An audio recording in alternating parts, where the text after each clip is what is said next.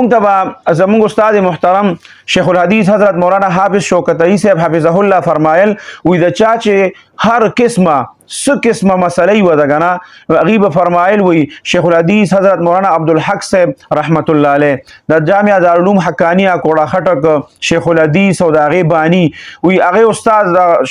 حافظ شوکتئی صاحب حفظه الله د هغې استاد محترمو نو هغې به موږ ته فرمایل چې دا یو وظیفه ډېره زیاته مجربه ده او دا وظیفه تاسو کوئ هر قسمه مشکلات هر قسمه حالات چې تاسو د مخې ته راشي نو انشاءالله تاسو به پریشانه کیږئ نه او ستاسو هغه مسله به داسې الله حل کوي چې تاسو به پوهیږئ هم نه هغې به فرمایل چې هغه تاسو دا وظیفه خامخا کوئ د الله دا نوم دی یا معزو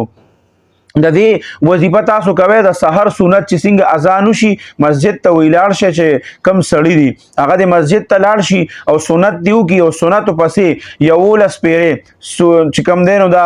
درود شریف او بیا د هغې په منځ کې 1100 پیرې چې کم دی نو یا معزو د الله دا یو نوم او بیا ورپسې 11 پیرې بیا درود شریف دا کم درود شریف چې موږ په مانځه کې وایو وایي چې دا تاسو د سنتو د فرضو په منځ کې دا وظیفه پوره کړئ او زنانه چې کم دی هغه د کور کې چې څنګه اذان وشي بس هغې د سنت وکړي او بیا د 11 پیرې درود شریف بیا 1100 پیرې یا معزو او بیا چې دی نو 11 پیرې بیا درود شریف او دا وظیفه د هغې مو کې د هر قسمه حاجت دپاره چې تاسو دا وظیفه کوئ